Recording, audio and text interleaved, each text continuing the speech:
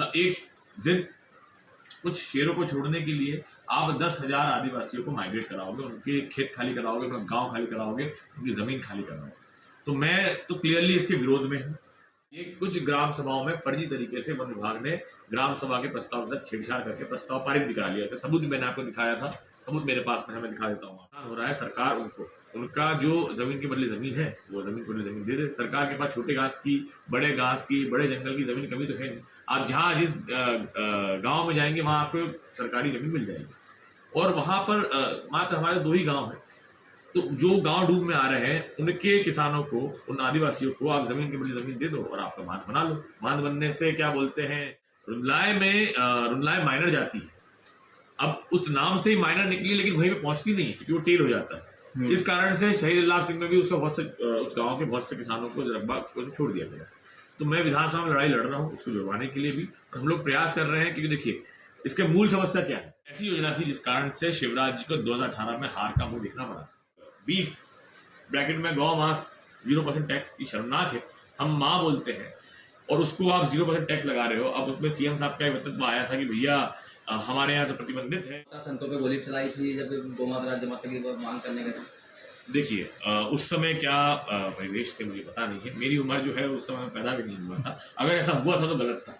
गौ माता को राष्ट्रीय माता बनाने के लिए अगर कोई मांग कर रहा है और उस पर गोली चलाई तो गलत है। आज भी मौजूद है तो उनकी प्रतिबंध क्यों नहीं लगाते। मैं तो मांग करता हूं सरकार से और प्रधानमंत्री जी से, मुख्यमंत्री जी प्रस्ताव भेजे प्रधानमंत्री जी को, प्रधानमंत्री जी घोषित कर दें कि आज से गौ माता हमारी राष्ट्रीय माता। भावांतर योजना देखिए 2017 में जब भावांतर योजना आई 2017 में, जो मेरा तब का व्यक्तित्व था वही मेरा आज का व्यक्तित्व है कि भावांतर योजना नहीं, भाव का मंत्र योजना है। हमारा नहीं मिल पा रहा, ये बात सत्य है। मैं इस चीज के लिए भी विधानसभा में लड़ रहा हूँ। मैंने मांग करी थी कि एक औद्योगिक क्षेत्र हमारे जिले में बनाया जाए, या तो मेरी विधानसभा बना ली। संयत कंस्ट्रक्शन जो है वो मेरा ये प्रयास रहता है कि संयत कंस्ट्रक्शन मेरी विधानसभा में काम ना कर पाए। पुराने जो ठेके चल रहा है वो पता नहीं कैसे मिले हो, उसकी गुणवत्ताहीन काम किया उसने, बहुत ही बेकार गुणवत्ता है। अगर आप लात मारोगे किसी पुलिया पे या किसी आरसीसी पैच पे तो टूट जाता है, इतनी। नमस्कार मित्रों, आप देख रहे हैं बर्ड स्वराज न्यूज। आज हमें मध्य प्रदेश के हरदा के टिमरनी विधानसभा के हमारे टिमरनी विधायक महोदय के यहाँ पे सबसे बड़ी बात है 15 साल वर्सेस 2 वर्ष। अभी 2 वर्ष भी नहीं हुए हैं। 15 सालों में टिमरनी विधानसभा में कितना काम हुआ और 2 वर्ष अभी हुए नहीं है, होने वाले हैं। 2 वर्ष में कितना क्या कुछ काम हुआ है, हम इन सारे मुद्दों पे हम विधायक महोदय से हम आज बात करेंगे। हम तो सबसे एक बड़ा मुद्दा है अभी डॉक्टर राजेंद्र प्रसाद अभ्यारण्य का, जो आदिवासी को काफ़ी विरोध जता रहे हैं। अभी विरोध किया भी था, उन्होंने बहुत बड़ी रैली निकाली थी, उसमें क्या कुछ बोलेंगे आप? देखिए 2019 में जो उस समय के तत्कालीन विधायक थे संजय शाह, उनके द्वारा असंवैधानिक तरीके से ग्राम सभाओं के बिना अनुमति लिए अपनी जनता जनार्दन, अपने लोगों को बिना बताए इन्होंने उसको स्वीकृति दी थी। अगर ये अभ्यारण्य बनता है तो ये निश्चित है कि 10 गाँव को खाली कराया जाएगा। और आज तो वन विभाग, रही बात मुआवजे की, तो वन विभाग तो मानता ही नहीं है कि यहाँ पे आदिवासी वर्ग के लोगों का कब्जा है या उनकी जमीन है। वो तो कहते हैं हमारी जमीन है। तो ये बहुत ही असंवैधानिक तरीके से, मतलब एक जिन कुछ शेरों को छोड़ने के लिए आप 10,000 आदिवासियों को माइग्रेट कराओगे, उनके खेत खाली कराओगे, उनका गांव खाली कराओगे, उनकी जमीन खाली कराओगे। तो मैं तो क्लियरली इसके विरोध में हूँ और मेरा विरोध अभी वन विभाग के साथ चल ही रहा है। मैंने उन्हें कहा था कि भैया मेरा अगर आपको लेटर चाहिए या अनुमति चाहिए तो पहले आप ग्राम सभाओं का प्रस्ताव मुझे ला के दीजिए। अभी आपने देखा होगा ग्राम सभाओं में वन विभाग के लोग जा रहे हैं और इसके ऊपर प्रस्ताव लिखवा रहे हैं। हमारे जो आदिवासी जो भाई हैं वो इसका विरोध कर रहे हैं कि कोई भी व्यक्ति अपना खुद घर, खुद की जमीन, खुद का खेत, खुद का जंगल छोड़ना नहीं चाहता है। तो इन्होंने, खबर ये भी आई है कि कुछ ग्राम सभाओं में फर्जी तरीके से वन विभाग ने ग्राम सभा के प्रस्ताव के साथ छेड़छाड़ करके प्रस्ताव पारित भी करा लिया था। सबूत मैंने आपको दिखाया था, सबूत मेरे पास में है, मैं दिखा देता हूँ आपको। ये देखिए, ये है ग्राम सभा का मूल प्रस्ताव जिसमें डॉक्टर राजेंद्र प्रसाद अभ्यारण्य के विषय में कोई भी लिखा हुआ नहीं। और इसके बाद वन विभाग द्वारा उसी प्रस्ताव को छेड़छाड़ करके आगे के 4 लाइन जोड़ दी गई कि ये स्वीकृति दी जा रही है। ग्राम सभा का साथ उसके प्रस्ताव के साथ छेड़छाड़ करने एक संवैधानिक चोट है। सुना है मैंने और कहा भी जाता, सच्चाई है कि ना विधानसभा ना लोकसभा, सबसे बड़ी ग्राम सभा, सबसे बड़ी सभा जो होती है लोकतंत्र की, उसके साथ छेड़छाड़ वन विभाग करने का प्रयास कर रहा है। और जो इस क्षेत्र का जो डीएफओ, मैं ये खुला आपके माध्यम से कह रहा हूँ कि डीएफओ मुझे भी वन विभाग वन क्षेत्र में काम नहीं करने दे रहा। मैं क्षेत्र के चंद्रवा विधायक हूँ और उनकी जो मिली भगत है संजय शाह जी के साथ, दोनों मिलकर ये चाहते हैं कि वहां पर जंगल बनाया जाए, जंगल जो है उसमें वन अभ्यारण्य बनाया जाए और शेर छोड़ा जाए। मैं उसके बीच में आ गया। अगर विधायक नहीं बदलता तो हो सकता है अब तक शेर छूट चुका होता, और विधायक बदल गया तो अब जब तक मैं जिंदा हूं, जब तक मैं क्षेत्र का विधायक हूं, मैं ये वन अभ्यारण्य बिना अनुमति के नहीं बनने दूंगा, बल्कि बनने ही नहीं दूंगा, इस शेर को नहीं छूटने दूंगा। अब हो क्या रहा है कि मैं अगर अपनी विधायक निधि से कहीं 3 शेड देता हूँ, कहीं 100 मीटर रोड देता हूँ, कहीं गहरीकरण के प्रस्ताव के लिए पैसा देता हूँ, कहीं WM रोड बनवाना चाहता हूँ, कहीं विधायक निधि से मैं छत चबूतरा देना चाहता हूँ या फिर परीक्षा देना चाहता हूँ, वन विभाग क्लियर वहां लिख के मना कर देता है कि हमारे पास 18 से 21 चीजें हैं, यही आप कर सकते हो, इसके अलावा नहीं कर सकते। बल्कि विधायक निधि में 44 चीजें होती है। जो विधानसभा का संविधान है, ये संविधान है, इसमें लिखा हुआ है कि 44 चीजें हमारे पास होती हैं जो हम दे सकते हैं, वही उनको इस्तेमाल नहीं करने देता वन विभाग। अब मेरा सवाल ये है कि जैसे चलिए ठीक है, कुछ चीजें मैं नहीं कर रहा हूँ, जैसे मैं कुछ 100 मीटर रोड देना चाह रहा हूँ, वहां पर मैं क्या बोलते हैं 3 शेड देना चाह रहा हूँ, जैसे मालेगांव में देना चाह रहा था, उन्होंने मना कर दिया मुझे। मैं दिदमदा से बोरपाड़ी रोड बनवाना चाह रहा था, मना कर दिया। आखिरकार मैंने 3 लाख रुपए जेब से देके वहां पे बल्ली पटकवाई, पूरन पटकवाई और मैंने उस रोड को बनवाया जेब से। वन विभाग ने मुझे विधायक निधि का इस्तेमाल नहीं करने दी। अब मेरा तो उनसे वादा है कि मैं बनाऊंगा तो मैं बनाऊंगा, मैं कैसे बनाऊंगा वो ठीक है, वो मेरा विषय है। मुझे विधायक का जो प्रतीक्षालय होता है, यात्री प्रतीक्षालय, वो भी मैंने पिछले साल 4 दिए थे, अभी मैंने 3-4 और दिए थे, उसके लिए भी मना कर दिया गया। तो मुझे लगा चलिए ठीक है, रोड के लिए आपने मना कर दिया, समझ में आता है, आपने मुझे 3 शेड के लिए मना कर दिया, समझ में आता है, गहरीकरण के प्रस्ताव के लिए आपने मना कर दिया, समझ में आता है, पर यात्री प्रतीक्षालय से लगभग 138 यात्री प्रतीक्षालय संजय शाह जी का वन क्षेत्र में लगे हुए हैं। फिर वो किस अनुमति से लगे हुए हैं? वो भी कृषि विभाग ने दिया है। इससे साफ समझ में आता है कि वन विभाग बनने नहीं देना चाहता है। पर आपके भी लगे हैं, आपके भी लगे हैं प्रतीक्षा? मेरे 4 लगे, पिछले इन्होंने मुझे दिया है, लेकिन अब नहीं दे रहे। क्यों? क्योंकि वन विभाग उस पर दबाव बनाना चाहता है कि मैं उसको एक पत्र लिख के दे दूं कि भैया मैं इस अभ्यारण्य के पक्ष में हूं, और मैं इस अभ्यारण्य के विरोध में हूं, मैं इसके पक्ष में बिल्कुल नहीं। तब मैं इस क्षेत्र का विधायक हूं, मैं जो डॉक्टर राजेंद्र प्रसाद वन अभ्यारण्य है, राष्ट्रीय अभ्यारण्य बनने जा रहा है, वो नहीं बनने दूंगा।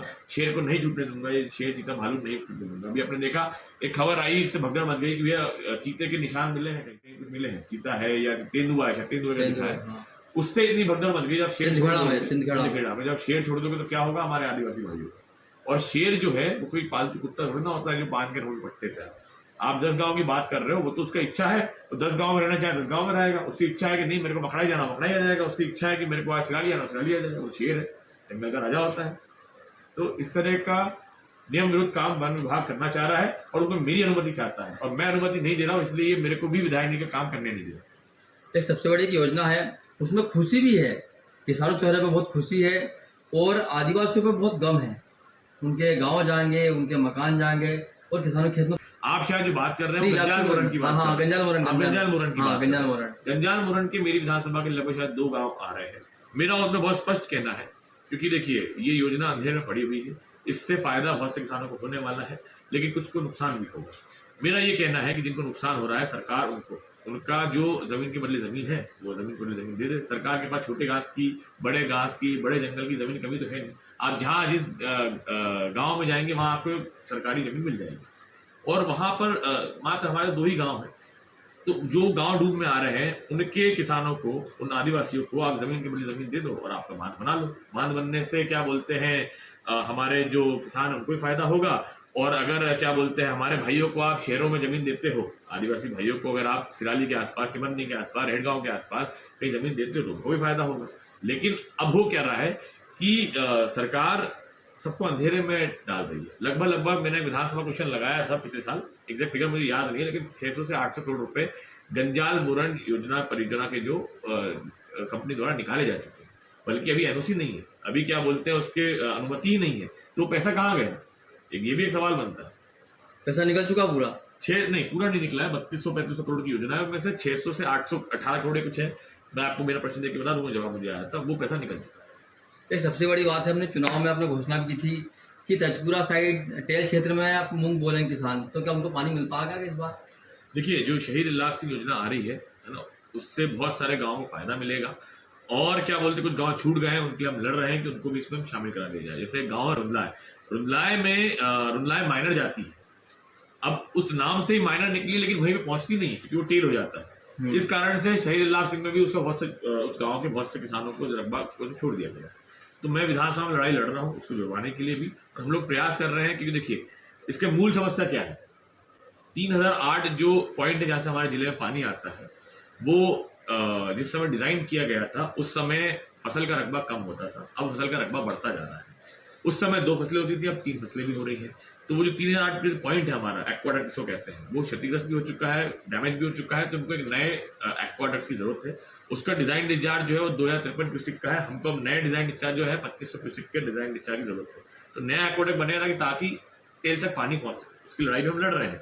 इस बार मैंने पूरा प्रयास किया, आपने देखा होगा, चाहे रात में 2 बज रहे हो और अब में 4 बज रहे हो, मैं जो नहर विभाग के अधिकारी थे उनको साथ में लेकर मैं दौरे पे भी गया। मैंने हेडअप भी तुड़वाए, मैंने जाके पूरा प्रयास किया कि जहां जहां झंडी गड़ी है उससे कम से कम 2-3 किलोमीटर आगे तक पानी ले जा, हम ले जा भी पाए। मतलब पहले ये होता था कि जहां झंडी गाड़ दी जाती थी वहां तक पानी नहीं पहुंचता था, और इस बार हमने प्रयास किया कि जहां झंडी गड़ी है कम से कम उससे भी 2-3 किलोमीटर आगे तक हम पानी को ले जा सकते। सरकार बोलती है हमें आखिरी में बिजली बचा दी हमने।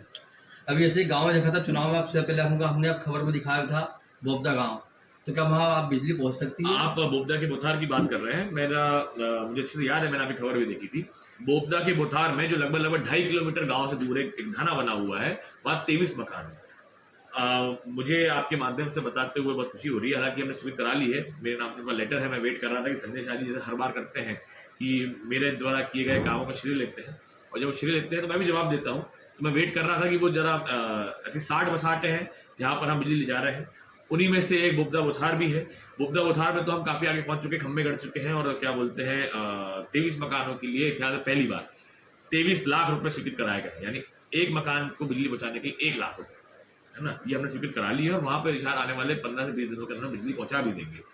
पर मैंने इसलिए नहीं अब तक उसको पब्लिक किया है, लेटर भी मेरे पास में है, विधानसभा की मांगे भी मेरे पास में है। मैंने इसलिए नहीं किया कि मैं वेट कर रहा था कि संजय शाह जी श्रेय लें, जैसा कि वो 19 सड़कों को लेने आए थे, जैसा कि वो रुलगांव पुल का लेने आते हैं, जैसा कि वो आपका रतनपुर से जो मगरदा पुल है उसका लेने आते हैं। पर ये सभी मांगे मैंने विधानसभा में मांग की हुई है, मैंने याचिकाएं भरी हुई हैं। जैसे राजपत्र छपता है प्रदेश का, वैसे विधानसभा पत्र छपता है। वहाँ क्या कौन सा विधायक क्या मांग करता है पूरा लिखित में आता है। जैसे कि मैं आपको बताऊँ, ये देखिए ये पूरी फाइल है, 2 पन्ने के राजपत्र, मतलब ये विधानसभा पत्र होते हैं, याचिका छपती है इसके अंदर। अब आप देखेंगे जैसे कि 19 सड़कों की बात पहला क्या आया है, बड़जिरी चूड़नी और ये बोरपानी बिटिया वाली सड़क की बात है। ये अभी हमने 19 सड़कों में पास कराई, मतलब पास कराई, स्वीकृत कराई है। ये मांग मैंने 2024 में करी थी, ठीक है, 2024 में करी थी मैंने। बहुत सारी मांगे हैं। रोलगांव पुल की मैं बात करते वो बताता हूँ मैं आपको। ये देखिए, सिराली से हरदा को जोड़ने वाला रोलगांव पुल बनाया जाए, ये मांग मैंने की थी। किसने करी? कुंवर अभिजीत शाह। इसके अंदर दस्तखत भी आते हैं हमारे विधानसभा के प्रमुख सचिव। ये देखिए, है ना, ये विधानसभा पत्र होता है, साधारण डॉक्यूमेंट नहीं होता है। ये मांग हमने करी, हम बना रहे हैं। ऐसे ही मैंने आपका जो रतनपुर वाला पुल है उसकी मांग करी थी। तो ये सब लिखित में मेरे पास में है, कटौती प्रस्ताव मेरे पास में, ये पूरी विधानसभा की पुस्तिकाएं छपती हैं कि विधायक ने क्या मांग करी। ये 19 सड़कों की पूरी मैंने मांग करी थी, हालांकि मैंने 37 सड़कों की मांग करी थी, तो 19 स्वीकृत हुई है। अभी हमारी बाकी की लड़ाई जारी है। संजय शाह जी ने अगर प्रयास किया होता तो 15 साल में ये पहले बन चुकी होती। मुझे तो 2 ही साल हुआ है, वो भी हुआ नहीं है। मैंने ये सब मैं काम करवाने का प्रयास कर रहा हूँ। सरकार तब भी भाजपा की थी, सरकार आज भी भाजपा की है। मेरी तनख्वाह, मेरी विधायक निधि मध्य प्रदेश विधानसभा से निकलती है, भाजपा सरकार है, जाहिर सी बात वहीं से विधानसभा से निकलती है। और विधानसभा में जो लेजिस्लेटर होता है, यानी विधानसभा में एमएलए जो होता है, उसका काम होता है कि हर विभाग के लिए, अपनी विधानसभा के हर विभाग के लिए वो लड़े। चाहे आपके पंचायत का बजट हो, चाहे नगर परिषद का बजट हो। मैं भेदभाव नहीं करता हूँ कि भैया नगर परिषद बीजेपी के लिए मैं काम नहीं करूंगा। मैं आपको दिखा दूंगा, मैंने नगर परिषदों के लिए भी बजट मांगा हुआ है, चाहे पीएचई विभाग का हो, चाहे नल जल योजना का हो, चाहे आपके प्रधानमंत्री सड़क का हो, पीडब्ल्यूडी का हो, आरएस का हो, मंडी बोर्ड की जो कुछ सड़कें बनती है उसका हो। ये सभी बजट मध्य प्रदेश विधानसभा से निकलते हैं और वहाँ आपका विधायक आपके क्षेत्र की लड़ता है। ढाने कितनी दिन में आप बिजली आप जाने वाली है? लगभग ऐसे 60 बसाहटें हैं। आपने देखा होगा, हमारे माननीय मंत्री जी हैं प्रद्युम्न सिंह तोमर, विद्युत मंत्री हैं यहाँ से, और उनसे मैंने प्रश्न भी लगाया था। मेरा सीधा उनसे सवाल जवाब हुआ था। मैंने उनको लिस्ट दी थी उनके हाथ में कि 60 बसाहटें मेरी विधानसभा में ऐसी है, मतलब 60 मोहल्ले या टोले हैं, मजे टोले हैं, जहाँ पर बिजली नहीं पहुंची। लगभग ऐसे 1100 मकान है, 60 बसाहटों में, कहीं 6, कहीं 12, कहीं 10, कहीं 3, कहीं 18, कहीं 20, कहीं 25, कहीं 23, ऐसे अलग अलग उसमें है। ये लिस्ट भी है मेरे पास, ये मैंने आपको बताया भी था, ये लिस्ट भी है मेरे पास में, हम कहाँ बिजली पहुँचाने वाले हैं। और ये मेरा खुद का सर्वे है जो मैं 2 साल लगभग होने को आ रहा है चुनाव जीतने के बाद, और लगभग पिछले 5 साल चुनाव हारने के बाद भी मैं घूमा हूँ। तो मैं जहाँ भी जाता हूँ समस्या लिख लेता हूँ कि मैंने देखा, जैसे कि उदाहरण के लिए मैं गया कायदा, कायदा का भुजंगदाना है, वहाँ पे 15 मकान है जहाँ पे बिजली नहीं है, हम वहाँ प्रयास कर रहे हैं। लोधी डाना, मैं वहाँ हारा हूँ, लेकिन लोधी डाना का जो पीपल डाना है वहाँ 9 मकान है जहाँ पर अभी भी क्या बोलते हैं बिजली नहीं है। पटालदा, वहाँ पे बजरंग चौक है, 7 मकान है जहाँ पे बिजली अब तक नहीं है। बिजली नहीं से मतलब कार से खींच के लेके जा रहे हैं वो लोग, उनके पास डीपी या कनेक्टेड लाइन नहीं है प्रॉपर, उसके लिए हम लड़ाई लड़ रहे हैं। बोगदा में, बोथार में हमने करवा दिया है, काम चालू हो चुका है, काम पूर्ण होने वाला है, यहाँ भी हम आने वाले 1-1.5 साल में करवा देंगे। ये सबसे बड़ा प्रश्न है, सबसे बहुत समस्या भी है तिमन्नी की। ऐसी कितनी कॉलोनी जो अवैध कॉलोनी है तिमन्नी में? देखिए, अवैध कॉलोनी के विषय में ज़्यादा कुछ बोलता नहीं हूँ मैं, वैसे ऐसा नेता हूँ, नेता तो नहीं कहूँगा, ऐसा एक व्यक्ति हूँ जो सीधी स्पष्ट बात करता है। लेकिन जब अवैध कॉलोनी की बात आती है तो सरकार का काम है वो उसकी गाइडलाइन के हिसाब से तय करे कौन सी वैध कौन सी अवैध। मुझसे आप व्यक्तिगत पूछोगे तो मेरा कहना है कि अवैध कॉलोनी हो या वैध कॉलोनी हो, वो सभी लोग वोट देते हैं। जब उनको वोट देने का अधिकार है तो उनको उनकी सुविधाओं का भी अधिकार होना चाहिए। आमतौर पर नगर परिषद क्या करती है कि अवैध कॉलोनी हमें काम नहीं करेंगे, वोट मांगने तो जाते हो आप लोग, तो फिर काम क्यों नहीं करते? काम भी वह करना चाहिए। आपको कार्रवाई करनी है तो लोगों की बजाय आप उस कॉलोनाइजर के ऊपर कर सकते हो। जो मेरा पर्सनल सोच, इसलिए मैं कह रहा हूँ, मैं वैध और अवैध के इस पर नहीं पड़ता। मेरा कहना है अगर वो भारत का नागरिक है, उसने वोट दिया है, तो उसको उसकी जो भी मूलभूत सुविधा है वो हासिल करने का अधिकार है। हम टिमरनी की बात कर रहे हैं क्योंकि अभी तक लोग मुझे कहते हैं कि आपने जंगल में 19 सड़कें ले आए हैं, आपने वहाँ पे जब पानी नहीं थी वहाँ पानी पहुँचाने का प्रयास कर रहे हैं, जब बिजली नहीं है बिजली पहुँचाने का प्रयास कर रहे हैं। टिमरनी के लिए क्या एक सवाल आता है। तो टिमरनी के लिए एक सबसे बड़ा हमारे जो काका श्री थे उनकी 2008 में घोषणा थी खेल मैदान, मैं उसके लिए अभी भी लड़ रहा हूँ। वो तो पूरा नहीं करवा पाए, मैं प्रयास करूंगा मैं मेरे कार्यकाल में करवा पाऊँ। अभी हमने विधानसभा में 2 बातें मैंने रखी थी कि एक तो या तो राजाबाड़ी का एरिया है वो दे दिया जाए, अगर वो नहीं दिया जा रहा है तो फॉरेस्ट का डिपो है, वो फॉरेस्ट के डिपो को हम शिफ्ट कर सकते हैं कि हमारे पास जो करताना क्षेत्र में पूरा करके गाँव है, वहाँ बहुत सी जमीन है हमारे पास में है, छोटे घास की भूमि है, तो जो फॉरेस्ट का डिपो है उसको वहाँ शिफ्ट कर दिया जाए और फॉरेस्ट के डिपो में हमको बस स्टैंड और खेल मैदान बनाने की अनुमति दी जाए। ये मैंने विधानसभा में मांग की हुई है, अब लड़ रहे हैं, देखते हैं पूरा हो पाता है कि नहीं। आपके गांव से वहाँ 8 से 10 किलोमीटर ये गांव है बरनाला, वहाँ पे स्कूल नहीं है, बरनाला में स्कूल नहीं है, 300 बच्चे बैठ रहे हैं वहाँ पे। ये बहुत शर्म की बात है। मैं ये नहीं कहूँगा कि इससे पहले 15 साल में क्यों नहीं हुआ। अब मैं विधायक हूँ क्षेत्र का, ये मेरी जवाबदारी है कि मैं आने वाले समय में स्कूल बनवा पाऊँ। कहने के लिए मेरे लिए बहुत आसान होता है कि भैया मैं तो अभी 2 साल भी नहीं हुआ है, 15 साल जो विधायक थे उनसे पूछी, पर मैं ऐसा नहीं कहूँगा। अब वहाँ के लोगों ने मुझे वोट दिया है, ये मेरी जवाबदारी है। वहाँ स्कूल छोड़िए, वहाँ रोड भी नहीं है साहब। अभी क्या बोलते हैं, पत्थर हम लोगों ने मिलवाए थे वहाँ पे, हमारे सुमानी जी हैं वो, हमने मिलके सरपंच साहब से कहा था और सरपंच साहब ने पत्थर मिलवाए, तो वहाँ पे कच्ची सड़क में इतने पत्थर थे कि लोग गिर जाया करते थे।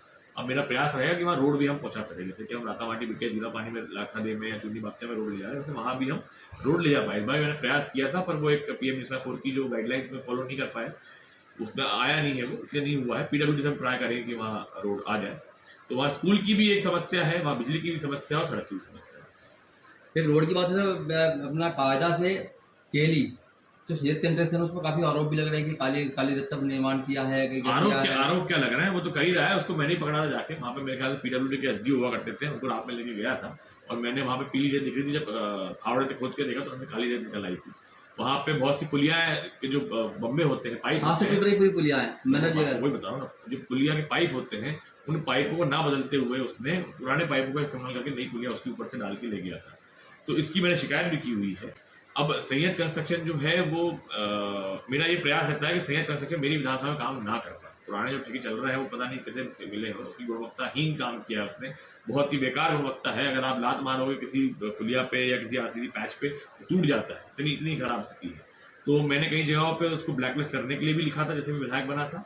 1-2 विभाग में हमने उसको ब्लैकलिस्ट करा भी दिया है, जहाँ वो काम कर रहा है वो अपना काम जल्दी से पूर्ण कर ले और उसके बाद वो मेरी विधानसभा में, जब मैं विधायक वो काम नहीं कर सकता। जैसे टिमरनी विधानसभा क्षेत्र है, आदिवासी क्षेत्र है, इस क्षेत्र को यहाँ रोजगार नहीं है। हमारे आदिवासी भाई बाहर जाते हैं, दूसरे स्टेटों में काम करने जाते हैं, तो आदिवासी भाइयों के लिए कोई योजना आपके पास है जो रोजगार उनके ही मिल सके, उनको घर में रह सके उनको? मैं आपको 3 चीज कहूँगा। आदिवासी भाई हमारे जो हैं, और बल्कि युवा भाई भी, आदिवासी की बात ना करें, हम पूरे विधानसभा की बात करें तो युवा पीढ़ी जो है उनको भी रोजगार नहीं मिल पा रहा है, ये बात सत्य है। मैं इस चीज के लिए भी विधानसभा में लड़ रहा हूँ। मैंने मांग करी थी कि एक औद्योगिक क्षेत्र हमारे जिले में बनाया जाए, या तो मेरी विधानसभा में बना लिया जाए और या फिर यहाँ सिराजी के पास रोड के पास में आप जाएंगे तो सुल्तानपुर का एक एरिया है, उस तरफ भी सरकारी भूमियां है, कहीं भी जाके एक औद्योगिक क्षेत्र बनाया जाए। अब आप बोलोगे ये मैं जो भी सवाल पूछता हूँ ये हर चीज़ की हाँ बोल देते हैं, तो मैं आपको बता देता हूँ कि मैंने औद्योगिक पार्क की मैंने डिमांड करी थी। प्लीज, ये पुस्तिका जो है ये विधानसभा की है और 2024 की है। ये मध्य प्रदेश विधानसभा सील भी है, लिखा भी हुआ है, और यहाँ पे हर सदस्य जो मांग करता है वो लिखी जाती है। मैंने यहाँ मांग लिखी थी, कुमार अभिषेक लिखा हुआ है, मेरी विधानसभा टिमरनी में औद्योगिक क्षेत्र या फूड पार्क बनाने के लिए बजट में कोई लेकर नहीं है, इसको जोड़ा जाए। मैंने मांग से की थी, है ना। मेरा प्रयास है कि हम एक औद्योगिक क्षेत्र यहाँ बना पाए। छिदगांव मिल में फैक्ट्री आई थी, इथेनॉल प्लांट है वो, उस इथेनॉल प्लांट के कुछ घाटा भी गाँव वालों को हुआ, फायदा भी क्षेत्र को हुआ कि वहाँ मक्का का भाव कुछ अच्छा मिलने लगा। तो मेरा ये मानना है कि जो समस्या गाँव वालों को आई और फैक्ट्री को आई वो दोबारा ना आए, तो एक अलग से ही एक डेडिकेटेड एक औद्योगिक क्षेत्र हो जहाँ पर हमारे जिले में फैक्ट्री लग सके, और ऐसी फैक्ट्री लगे जो कृषि संबंधित हो, ताकि आप कुछ गुड़ की फैक्ट्री हो या आपके चिप्स की फैक्ट्री हो या शक्कर की फैक्ट्री हो सकती है, केचप की, टमाटो केचप की फैक्ट्री हो सकती है। इस तरीके से कोई भी फैक्ट्रीज लगे जिससे किसानों को भी फायदा हो और रोजगार भी मिले। तो ये मेरा एक प्रयास रहेगा जारी। किसानों को बहुत समस्या है और सरकार बोलती है कि हम किसान हितैषी हैं जी, और इसी फिर भी हमारे किसान गांव पंचायत लेवल पे 100 ट्रैक्टर की आज रैलियां निकाल रहे हैं। तो इन किसानों के लिए क्या बोलना चाहेंगे? भावांतर योजना के लिए क्या सोच सकते हैं? भावांतर योजना के लिए देखिए 2017 में जब ये भावांतर योजना आई 16 में, जो मेरा तब का व्यक्तित्व था वही मेरा आज का व्यक्तित्व है कि भावांतर योजना ही भाव का मंत्र योजना है हमारा। हम किसानों का 2017 का ही भावांतर अभी बाकी है, जो सरकार ने दिया नहीं। और भावांतर योजना एक ऐसी योजना थी जिस कारण से शिवराज जी को 2018 में हार का मुंह देखना पड़ा, क्योंकि भावांतर योजना में क्या होता है, जैसी भावांतर योजना आती है व्यापारी के मन में आ जाता है कि भैया किसान को पैसा मिलने वाला है, भाव गिरा दो। किसान के मन में आता है भैया सरकार देगी, अपना थोड़ा कम भाव भी ले लो। जो सोयाबीन 5500 5200 बिकनी चाहिए, वो सोयाबीन भावांतर आने के बाद में 3000-2500 बिकती है। या तो सरकार ये तय करके बता दे कि आपकी जिस भी भाव में भावांतर के भाव में आपकी सोयाबीन बिकेगी, उसके बीच का जो अंतर है वो हम देंगे। चाहे आपकी 1000 रुपये में बिके तो हम आपको 4200 रुपये देंगे, 2000 में बिकती है तो आपको 3200 रुपये देंगे, है ना। पर सरकार क्या बोल रही है, हम 700 से 1000 रुपये देंगे। अब किसान की फसल अगर मान लीजिए 2000 में बिकी या 3000 में बिकी, तो आपके 1000 देने के बाद भी उसको नुकसान हो गया। तो ये कैसी योजना? हमारी मांग है कि भावांतर का मंत्र छोड़ो, आप तो समर्थन मूल्य पर खरीदो। ये जो लड़ाई है आप जो देख रहे हैं मध्य प्रदेश में जो लड़ाई हो रही है, किसान लाइनों में खड़ा हुआ है, उसको यूरिया नहीं मिल रहा, उसको डीएपी नहीं मिल रहा है। क्यों नहीं मिल रहा है? क्योंकि ये लड़ाई जो है शिवराज जी की और मोहन यादव जी की। मोहन यादव जी को बिठाया गया शिवराज जी गद्दी लेने के बाद में। शिवराज जी हैं केंद्रीय कृषि मंत्री। अब ये सच्चाई है कि मध्य प्रदेश सरकार खाद नहीं बनाती है, वो वितरण करती है, और केंद्र सरकार के कृषि विभाग जो होता है, कृषि मंत्रालय जो होता है, वो खाद देता है। ऊपर से शिवराज जी खाद मध्य प्रदेश दे नहीं रहे, तो बेचारे मोहन यादव जी कहाँ से बांटे? और इसका एक उदाहरण मैं आपको बताता हूँ कि मोहन यादव जी के पास में जब किसान संघ गया था मूंग खरीदने के लिए, तो मोहन यादव जी ने मना कर दिया था कि भैया मूंग खरीदी नहीं करेंगे। लेकिन 7 दिन बाद शिवराज जी के पास जब गए तो वहां से आगे कि हम खरीदेंगे, और खरीद ली गई। तो ये दोनों की लड़ाई, ये रंगा बिल्ला की लड़ाई हो रही है, इस कारण से क्या बोलते हैं मध्य प्रदेश किसान परेशान है। और शिवराज जी अभी हमारे विधानसभा में ही आए थे, शायद बावड़े आए थे, है ना, 4 बावड़े आए थे शायद। वहां उन्होंने कहा कि भैया हम तो तैयार है समर्थन मूल्य पे सोयाबीन खरीदने के लिए, हमारी राज्य सरकार हमें प्रस्ताव भेजे। और फिर उसके बाद मोहन यादव जी सीएम साहब आए, सीएम साहब ने बोला भैया हम भावांतर देंगे। तो ये स्पष्ट कर दोनों कि भैया या तो हमारी राज्य सरकार प्रस्ताव नहीं भेज रही है, और या राज्य सरकार प्रस्ताव भेज रही है, शिवराज जी मंत्र दे रहे हैं, है ना। उसको इसमें दोनों के व्यक्ति एक ही पार्टी है, अंतर है कि नहीं दोनों के भाव उनके कहने में? तो ठीक है। एक वीडियो देखा अभी मुख्यमंत्री जी का, उनका वीडियो से स्पष्ट नहीं आता है, किसानों हटाने को बोल रहे, किसानों हटा दो, एसपी बोले किसानों को हटाए क्यों नहीं, हटा दो किसानों को, फिर हटाया। इसमें क्या बोलेंगे? देखिए बहुत शर्मनाक चीज़ है, क्योंकि जिन किसानों का वोट लेके आप आए हैं, मध्य प्रदेश एक कृषि प्रधान प्रदेश है, और यहाँ पे चाहे कांग्रेस हो चाहे भाजपा हो, जो किसानों के लिए अच्छा काम करेगी वो चुन के आएगी। और किसान इस देश के अन्नदाता है, जो हमको अनाज खिलाते हैं, पैदा करते हैं, मेहनत करते हैं, पसीना मारते हैं। उनका अपमान मतलब पूरे देश का अपमान है, पूरे प्रदेश का अपमान। तो ये बहुत शर्मनाक है। हमने जंगलों में देखा, चुनाव पहले दिखा था हमने, झोपड़ियाँ बनी हुई है, उनको पक्के मकान कब मिल पाएंगे? ऐसे ही जीवन यापन करेंगे, कम उनको पक्के मकान मिल पा रहे हैं ग्राम पंचायत लेवल पे। देखिए पक्का मकान जो होता है, प्रधानमंत्री आवास की बात कर रहे हैं, आप एक चीज देखेंगे कि पहले पंचायतों में 4 मकान, 6 मकान, 8 मकान आते थे साल के, अभी आप देखेंगे पिछले साल लगभग 20 मकान, 30 मकान, 40 मकान, 50 मकान, 60 मकान, और कुछ पंचायत ऐसे 80-80 मकान भी आए हैं। तो हम विधानसभा में लड़ सकते हैं कि मेरी विधानसभा में प्रधानमंत्री आवास नहीं आ रहे, आप और दें, पर किसको मिलना है, कब मिलना है, ये तो ग्राम पंचायतें ही जो होती हैं वही तय करती हैं कि भैया जो उन्होंने सर्वे भेजे हुए हैं पहले से, उसके आधार पर वो आते हैं। एक समस्या पे आप विधानसभा को क्वेश्चन उठा सकते हैं क्या? जैसे कि शहर में 2.5 लाख रुपए मिलता है मकान के लिए, पर गांव में 1,20,000 मिलता है, और जबकि शहर में सारे साधन उपलब्ध होते हैं और शहर से गांव को ले जाना पड़ता है, तो महंगा पड़ता है गांव वालों को। तो उसके लिए क्या देखिए, बोलना चाहेंगे? कमलनाथ जी ने अपने वचन पत्र में लिखा था कि अगर हमारी सरकार आएगी तो हम दोनों को समान भाव देंगे, हम दोनों को ही लगभग 2 लाख, 2.5 लाख, 2 लाख 2.5 लाख के बीच राशि उन्होंने कहा था, वो हम देंगे, चाहे गांव हो चाहे शहर हो। क्योंकि अगर रेत मिट्टी लेके आना है तो शहर वाले को भी लेके आना है, गाँव वाले को भी लेके आना है। पर हाँ, गाँव वालों को 1,000 रुपये का ट्रैक्टर का भाड़ा अधिक लग जाता है, तो ये तो भेदभाव है। हमारी सरकार आएगी तो उसको हम पूरा करेंगे, हम जो भाव शहर में देते हैं वही भाव हम गाँव में भी देंगे। लेकिन अब ये भाजपा सरकार उनकी पॉलिसीज है, गलत कर रही है, करना नहीं चाहिए। जीतू पटवारी ने आरोप लगाया था अभी कि बीफ पे 0% टैक्स कर दिया है गोमांस निर्यात में। देखिए, गौ हमारी माता है और हम सभी सनातनी हैं, हम सभी के धर्म की आस्था गौ माता से जुड़ी हुई है। मैंने अभी रामलीला में दशहरे पे जब मैं गया था रहटगांव, तो मैंने वहाँ पे घोषणा की थी कि अगले साल हम एक गौ रक्षा दल बनाने जा रहे हैं। ये टिमरनी विधानसभा जो है पूरे भारत में पहली विधानसभा बनेगी जहाँ पे कोई भी गौ माता इसका एक्सीडेंट हो जाए वो बिना इलाज के मतलब नहीं रहेगी, उसका हम इलाज करवाएं। अब तक होता यह है कि एम्बुलेंस जरूर है गौ माता के लिए, लेकिन वहाँ पे जब ऑपरेशन की बात आती है, प्लास्टर की बात आती है, दवाई गोली की बात आती है, तो किसान को भी रहना पड़ता है। हम हर गांव में जाके 10-10, 15-15 लोगों की टोली बनाएंगे और उस टोली के माध्यम से वो व्यक्ति कहीं भी हो सकता है, मतलब कांग्रेस का भाजपा का हमको से मतलब नहीं है, हम तो हमारी गौ माता से मतलब है। तो हम वो टोलियां बनाएंगे, एक दल बनाएंगे और उस दल का काम होगा कि अगर कहीं भी गौ माता मतलब एक्सीडेंट हुआ है, कहीं चोट लगी है, तो उसका इलाज हम करवाएंगे, निःशुल्क करवाएंगे। ये बात अभी। अब दूसरी बात, गौ माता की आप जो जीएसटी की बात कर रहे हैं, तो ये तो मेरे ख्याल से मध्य प्रदेश के राजपत्र में छपा है कि बीफ ब्रैकेट में गौ मांस 0% टैक्स की शर्मनाक है। हम माँ बोलते हैं और उसको आप 0% टैक्स लगा रहे हो। अब उसमें सीएम साहब का वक्तव्य आया था कि भैया हमारे यहाँ तो प्रतिबंधित है और हम इस पर कार्रवाई कर रहे हैं, लेकिन देखिए ये बात सच्चाई है कि हमारी गौ माताएं जो हैं आप वो कट रही हैं, उनका मतलब मैं कहना नहीं चाहूँगा, बहुत दुख होता है मेरे को। आप चाहे उत्तर प्रदेश चले जाए, चाहे आप किसी और प्रदेश चले जाए, गौ काटने वाले जो बूचर खाने कहते हैं, शायद बूचर खाना ही कहते हैं, बूचर खाना आज भी मौजूद है, तो उनकी प्रतिबंध क्यों नहीं लगाते? मैं तो मांग करता हूं सरकार से और प्रधानमंत्री जी से, मुख्यमंत्री जी प्रस्ताव भेजें प्रधानमंत्री जी को, प्रधानमंत्री जी घोषित कर दें कि आज से गौ माता हमारी राष्ट्रीय माता रहेगी और इसको जो भी काटने का प्रयास करेगा, इसको जो भी मारने का प्रयास करेगा, उस पर वही धारा लगेगी जो एक इंसान को मारने में लगती है। 100 की एक बात, इतना सा बोलिए, खत्म करिए। ये सिर्फ दिखावा करते हैं गौ हमारी माता है, पर आप नियम क्यों नहीं ला रहे हैं? नियम लेके आइए।